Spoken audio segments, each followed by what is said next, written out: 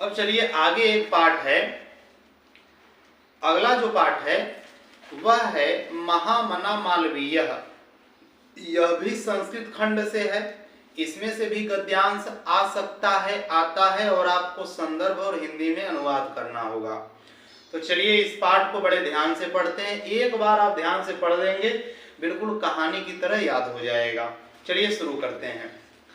महामनस्विनः मदन मोहन मालवीयस्य जन्म प्रयागे प्रतिष्ठित परिवारे अभवत्। अब देखिए ध्यान से, महामनस्विनः, महामनस्वी, मदन मोहन मालवीयस्य, मदन मोहन मालवीय का जन्म प्रयागे, प्रयाग में, प्रतिष्ठित परिवारे, प्रसिद्ध परिवार में, अभवत्, हुआ था। महामनस्वी मदन मोहन मालवीय का जन्म प्रयाग में एक प्रतिष्ठित अर्थात प्रसिद्ध परिवार में हुआ था। अस्य पिता पंडित ब्रजनाथ मालवीय संस्कृतस्य सम्मान्यः विद्वान् आसीत्। इनके पिता पंडित ब्रजनाथ मालवीय संस्कृतस्य, संस्कृत के, सम्मान्यः, सम्माननीय, विद्वान आसीत्, विद्वान थे। इनके पिता पंडित ब्रजनाथ मालवीय संस्कृत के सम्माननीय विद्वान थे। अयं प्रयागे एव संस्कृत पाठशालायां राजकीय विद्यालये म्योर सेंट्रल महाविद्यालये च शिक्षां प्राप्य अत्रैव राजकीय विद्यालये अध्यापनम् आरब्धवान्। अब देखिए, अयम यह, प्रयागे, प्रयाग में, एव ही, संस्कृत पाठशालायां, संस्कृत पाठशाला में, राजकीय विद्यालय, राजकीय विद्यालय में, म्योर सेंट्रल महाविद्यालय, और म्योर सेंट्रल महाविद्यालय में, शिक्षां प्राप्य, शिक्षा पाकर, अत्रैव, यहीं, राजकीय विद्यालय, राजकीय विद्यालय में, अध्यापनम आरब्धवान, पढ़ाना शुरू कर दिए। अब देखिए इसका अर्थ कि ये अर्थात मदन मोहन मालवीय प्रयाग में, संस्कृत पाठशाला में, राजकीय विद्यालय में, म्योर सेंट्रल महाविद्यालय में शिक्षा पाकर यहीं राजकीय विद्यालय में पढ़ाना भी शुरू कर दिए। युवकः मालवीयः स्वकीयेन प्रभावपूर्ण भाषणेन जनानां मनांसि अमोहयत्। युवकः मालवीयः, युवक मालवीय, स्वकीयेन, अपने, प्रभावपूर्ण भाषणेन, प्रभावपूर्ण भाषण से, जनानां मनांसि, लोगों के मन को, अमोहयत, मोह लिए। यह युवक मदन मोहन मालवीय अपने प्रभावपूर्ण भाषण से लोगों के मनों को मोह लिए। अतः अस्य सुहृदः, अतः इसलिए, अस्य सुहृदः इनके मित्र, तम उनको, प्राड विवाक पदवीम अर्थात वकील की पदवी, प्राप्य पाकर, प्राप्त करके, देशस्य देश की, श्रेष्ठतराम सेवाम और अधिक सेवा, कर्तुम प्रेरितवन्तः करने के लिए प्रेरणा दिए। कौन? इनके मित्र। अब ध्यान से सुनिए। तब इसलिए इनके मित्रों ने इनको वकालत करके अर्थात वकील की पदवी पाकर देश की और अच्छे से सेवा करने के लिए प्रेरणा दिए।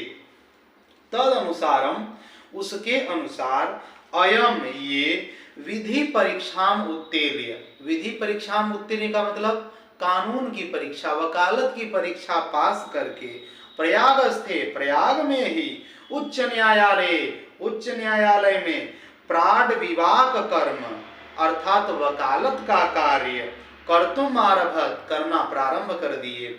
उसी के अनुसार ये विधि परीक्षा, कानून की परीक्षा पास करके वकालत का कार्य इस यही उच्च न्यायालय में शुरू कर दिए।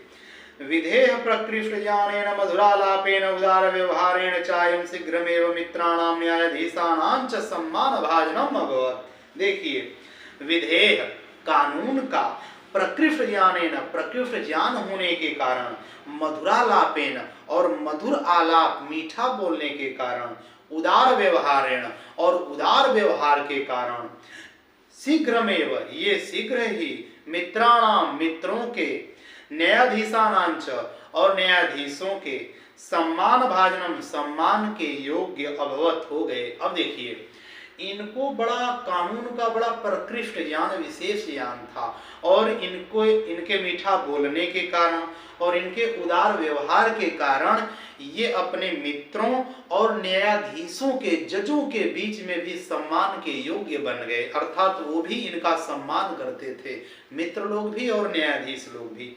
अब आगे चलते हैं।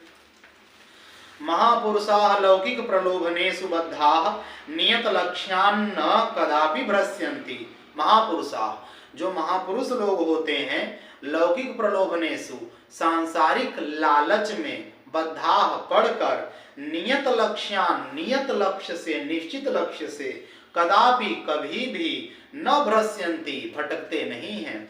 जो महापुरुष लोग होते हैं वो संसार के प्रलोभनों में पड़कर अपने निश्चित लक्ष्य से भटकते नहीं हैं। देश सेवा अनुरक्तोयम युवा, देश सेवा में अनुरक्त लगा हुआ यह युवा, उच्च न्यायालय के परिधौ घेरे में स्थातुम स्थित न असकनोत, नहीं रह सका। ये जो युवा थे ये देश सेवा में अनुरक्त लगे हुए थे और ये उच्च न्यायालय के घेरे में नहीं रह सके। पंडित मोतीलाल नेहरू, लाला लाजपत राय प्रभृति भी अन्य राष्ट्र नायकैः सह सोऽपि देशस्य स्वतंत्रता संग्रामे अवतीर्णः। पंडित मोतीलाल नेहरू, लाला लाजपत राय और प्रभृति भी और अन्य राष्ट्र नायकों के साथ, सोपि यह भी, देशस्य, देश के, स्वतंत्रता संग्राम में अवतीर्ण, स्वतंत्रता संग्राम में उतर गए। देहल्याम, दिल्ली में, त्रयोविंशतितमे 23वें कांग्रेसस्य अधिवेशने, कांग्रेस की सभा में, अध्यक्ष पदम अलंकृतवान, अध्यक्ष के पद को अलंकृत किए। अर्थात दिल्ली में 23वां कांग्रेस की सभा का जो सम्मेलन हुआ था उसमें ये अध्यक्ष बने थे। रोलट एक्ट इत्याख्यस्य, इसके विरोधेस्य, विरोध में, ओजस्वी भाषण को श्रुत्वा, सुनकर, आंग्ल शासका, अंग्रेज शासक, भीताः जाताः, डर गए।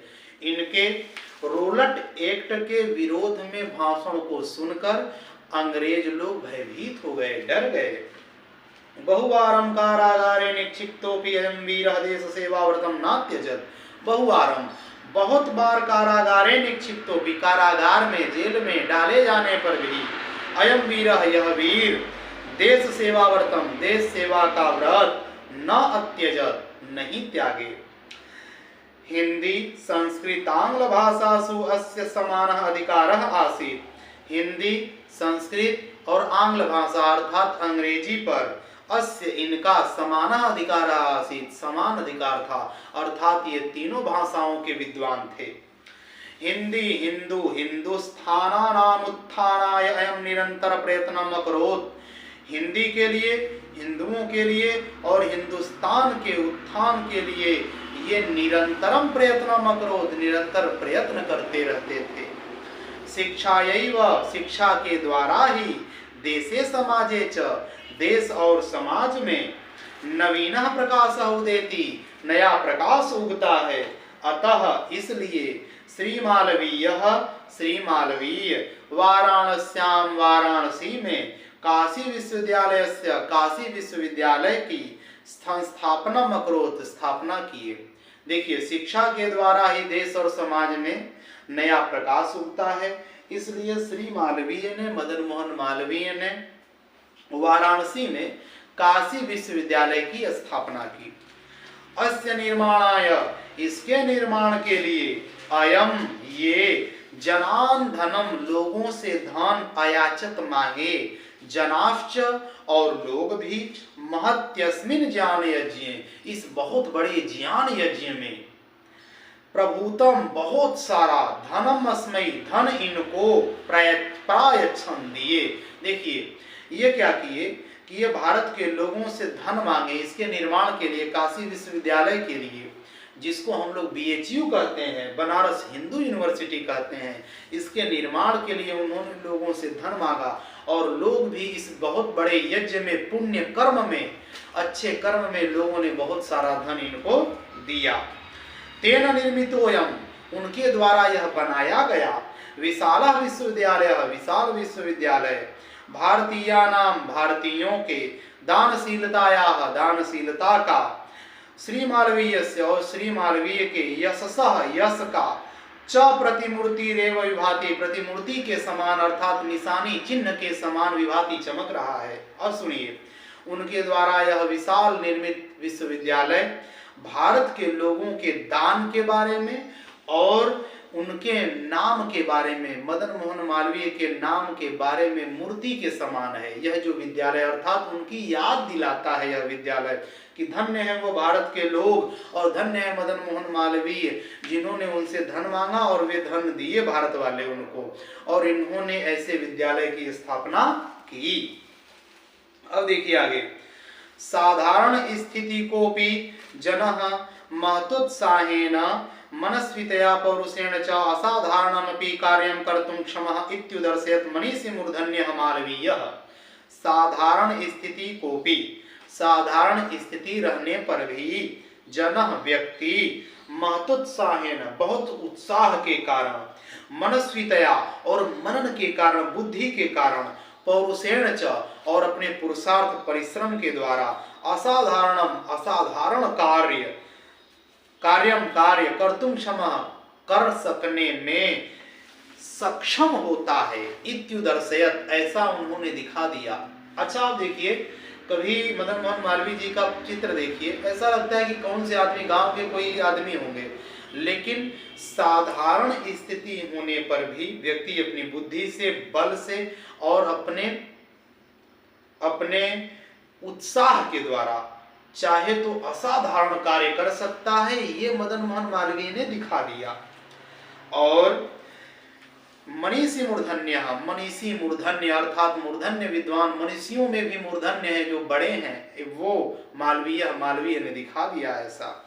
एतदर्थमेव, इसीलिए, जनास्तम, लोग उन्हें, महामना इत्युपाधिना, इस उपाधि से, अभिधातुम आरब्धवन्तः, बुलाना प्रारंभ कर दिए, इसलिए लोग उनको महामना की उपाधि से बुलाना प्रारंभ कर दिए।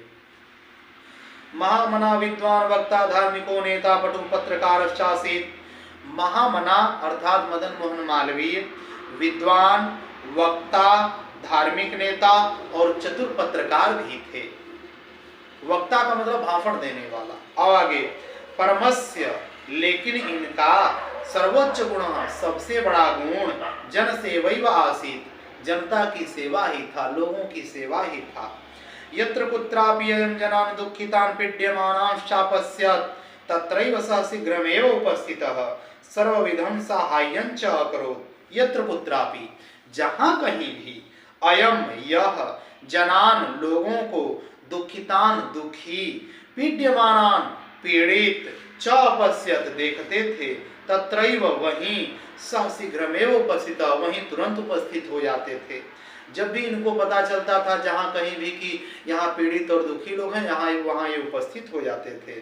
और सर्वविधम, सब प्रकार से, साहाय्यं च अकरोत्, सब प्रकार से उनकी सहायता करते थे। प्राणी सेवा अस्य स्वभाव एव आसीत्, प्राणी सेवा तो इनका स्वभाव ही था।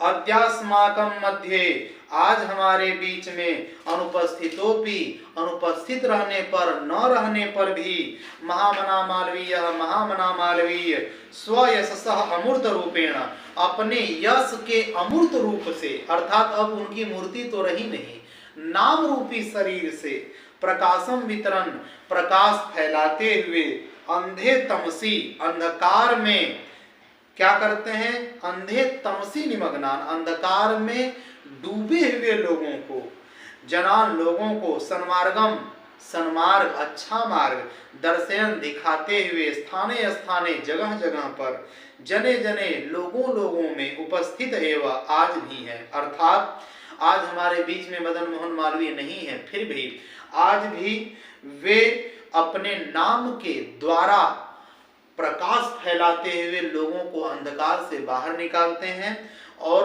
अच्छा रास्ता दिखाते हैं, और लोगों के दिलों में आज भी वो जिंदा हैं। अब देखिए एक श्लोक है, जयंती ते महाभागाः जनसेवा परायणाः जरा मृत्यु भयम नास्ते येषां कीर्ति तनोः क्वचित्। अर्थ सुनिए, कह रहे हैं कि जयंती, जय हो ते उनकी, महाभागा, महाभागों की, महानुभावों की, महात्माओं की, जन सेवा परायणा, जो जन सेवा परायण है अर्थात लोगों की सेवा में लगे रहते हैं, ऐसे लोगों की जय हो। और जरा मृत्यु भयम नास्ति, जरा बुढ़ापे का, मृत्यु मौत का, भयम भय नास्ति नहीं है, ऐसे लोगों को न तो मृत्यु का डर होता है न बुढ़ापे का डर होता है। कैसे लोगों को? जो लोगों की सेवा में दिन रात लगे रहते हैं। और येषां कीर्ति तनोः क्वचित्, जिनका कीर्ति रूपी जो शरीर है, नाम रूपी जो शरीर है, जो हमेशा रहता है। और इस नाम रूपी शरीर को, अच्छा देखिए, हमारा शरीर बूढ़ा होता है, हमारा शरीर मरता है, नाम नहीं मरता। तो कह रहे हैं कि ये जो उनका नाम रूपी शरीर है, न तो इसको बुढ़ापे का डर है, न तो इसको मृत्यु का डर है। ऐसे महानुभावों की जय हो जो लोगों की दिन रात सेवा में लगे रहते हैं। कुल मिलाकर इसका अर्थ यदि आपको लिखना हो तो आप लिखेंगे कि इस श्लोक में कहा गया है कि उन महानुभावों की जय हो जो दिन रात लोगों की सेवा में लगे रहते हैं, जिनके यश रूपी शरीर को न तो मृत्यु का डर है और न ही बुढ़ापे का डर है। इस प्रकार आपका यह पाठ समाप्त हो गया।